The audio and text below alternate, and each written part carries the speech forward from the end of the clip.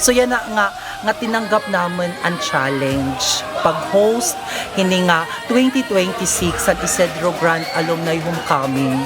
So dako ini nga para haaman dako nga challenge para hanaman batch pero siring pa padayon la, di ba? Life goes on. Kumbaga, it's successful, yada hit amon paniguro, yada hit paniguro liwat hit ibang nga batch nga masuporta haamon yan na nga grand alumni sa Isidro Elementary School. So, kinasing-kasing kami, ano nga nagpapasalamat, han nga tanan nga nabinulig, nagsuporta, pinalit kan amon tickets para amon raffle nga tricycle para amon grand alumni yan na. So damo it amon mga storya. So kada batch may kanya kami nga istorya, may kanya-kanya kami nga paniguro para maging malinang puson in nga amon pag-host yan nga 2026 Grand Alumni Homecoming.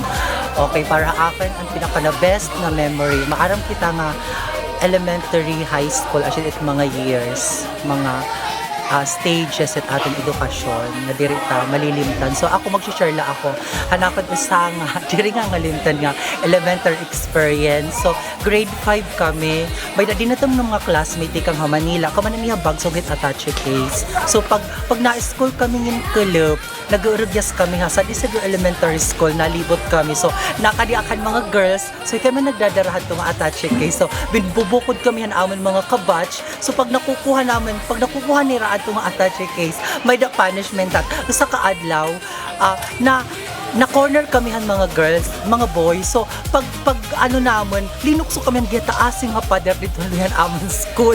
So nag-una ato kahulog na attache case. Saya, pagkita-kita pa lang namin. So kahit ako, galing ako sa ibang bansa, talagang pinilit kong umuwi para lang maka-attend sa alumni na to. Damo an amon mga best memory ano nga diri malilimutan an amon mga orugyas nga dan amon pag-graduate nakadalagap an liod han amon mga sudsuray, mga Chinese garter, an iba-iba pa nga amon mga experience sa elementary.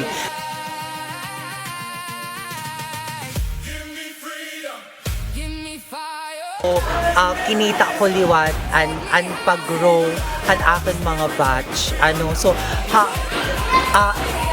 age is just a number. So paglipas it mga taon nga ano kami nga pag-host after 31 years. So I'm happy, I'm glad nga binalik an amon dati nga baranding, binalik an amon dati nga katatawa.